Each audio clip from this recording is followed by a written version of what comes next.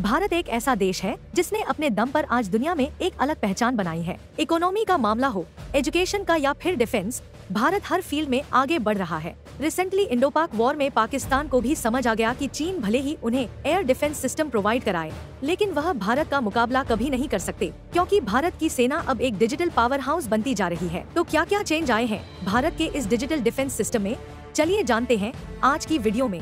22 अप्रैल को पाकिस्तानी आतंकवादियों ने भारत के पहलगाम पर टेररिस्ट अटैक किया। यह एक सडन अटैक था। भारत अपने डिफेंस में कुछ नहीं कर पाया, क्योंकि पाकिस्तान का तो सदियों से ही पीठ पीछे वार करने का हथकंडा रहा है। लेकिन इसके बाद भारत चुप नहीं बैठने वाला था। भारत ने भी 7 मई की रात को ऑपरेशन सिंदूर चलाया और पाकिस्तान को मजा चखा दिया। इस ऑपरेशन सिंदूर ने पाकिस्तान को साफ साफ शब्दों में यह बात समझा दिया कि तुम भारत का मुकाबला बिल्कुल नहीं कर सकते, फिर चाहे तुम्हारी सपोर्ट में चीन ही क्यों ना हो। इस वार में पाकिस्तान ने बौखलाकर भारत पर मिसाइल छोड़ी, ड्रोन टारगेट किया, भारत की नेशनल कैपिटल और बॉर्डर वाले इलाकों को टारगेट किया गया, लेकिन वह हमारा कुछ नहीं बिगाड़ पाए, क्योंकि हमारे पास एडवांस डिफेंस सिस्टम है जो कि टेक्नोलॉजी से लैस है। भारत ने ड्रोन, आर्टिफिशियल इंटेलिजेंस, AI और एडवांस टेक्नोलॉजी से बैटलफील्ड्स को बदल दिया है। भारत आर्टिफिशियल इंटेलिजेंस के जरिए डिफेंस सिस्टम को मॉडर्नाइजेशन में ट्रांसफॉर्म करने में जुटा हुआ है। आज आसमान में ऐसे सैटेलाइट लॉन्च हुए हैं जो हमें ऐसी चीजों की इमेज लाकर देते हैं जो शायद भारत के लिए एक थ्रेट बन सकती हैं। उसके बाद उनका असेसमेंट किया जाता है। वहीं सोल्जर को रियल टाइम थ्रेट के बारे में अलर्ट देकर बचाया जा सकता है। इसके अलावा face recognition, automatic target detection, border security में सेंसर फील्ड्स का एनालिसिस करने में भी मदद कर रहा है। 2025 में आर्मी डे ट्रांसफॉर्मिंग की तरह सेलिब्रेट किया जा रहा है। इंडियन आर्मी का कहना है कि 2025 से आगे आने वाले 10 सालों में टेक्नोलॉजी को ज्यादा से ज्यादा डिफेंस में इंक्लूड किया जाएगा। भारत अपने सोल्जर्स को ट्रेन करने के लिए भी टेक्नोलॉजी का यूज कर रहा है। हालांकि भारत ट्रेडिशनल हथियारों से कम्प्लीटली मॉडर्न हथियारों की तरफ मूव नहीं कर रहा है, लेकिन धीरे धीरे बदलाव बहुत ज्यादा आ गया है। आजकल सेना में ड्रोन और UAVs का यूज बहुत बढ़ गया है। ये ऐसे एरियल व्हीकल्स हैं जिनको ऑपरेट करने के लिए सोल्जर की जरूरत नहीं पड़ती।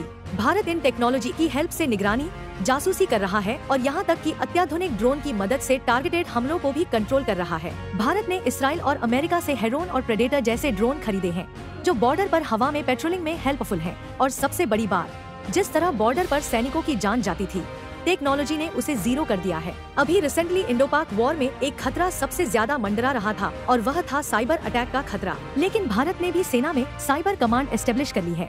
यह दुश्मन देश से हमारे साइबर अटैक से रक्षा करते हैं और काउंटर रिप्लाई भी दे सकते हैं।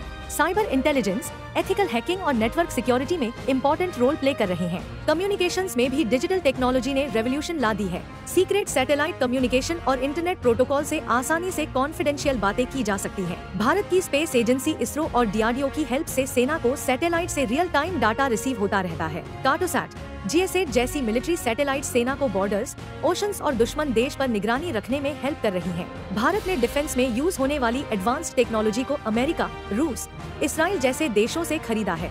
साथ ही आत्मनिर्भर भारत के तहत स्वदेशी रक्षा टेक्नोलॉजी पर भी जोर दिया गया है। हमारी गवर्नमेंट ने 2025 तक 70% डिफेंस डिवाइसेस में आत्मनिर्भर बनने का गोल टारगेट किया था। हाल बेल, DRDO जैसे institutes modern digital weapon, drone, missile और सेंसर बना रहे हैं। राफेल और सुखोई 30 MKI जैसे फाइटर जेट्स की तैनाती भारत की एयर डिफेंस कैपेबिलिटीज को मजबूती दे रही है। भारत को सेना में इस डिजिटलाइजेशन के बहुत सारे फायदे हैं, जैसे कि रियल टाइम इंफॉर्मेशन, समय रहते सही डिसीजन लिया जाता है। सैनिकों की सिक्योरिटी बहुत बढ़ गई है। बड़ी से बड़ी दूरी पर अगर कोई दुश्मन भारत पर नजर टिकाए बैठा है तो उनका पता लगाया जा सकता है।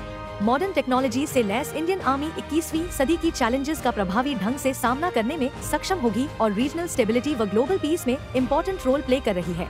वैसे आपका इसके बारे में क्या कहना है, हमें कमेंट करके जरूर बताइएगा। वीडियो पसंद आई है तो इसे लाइक करके चैनल को सब्सक्राइब करना ना भूले। धन्यवाद।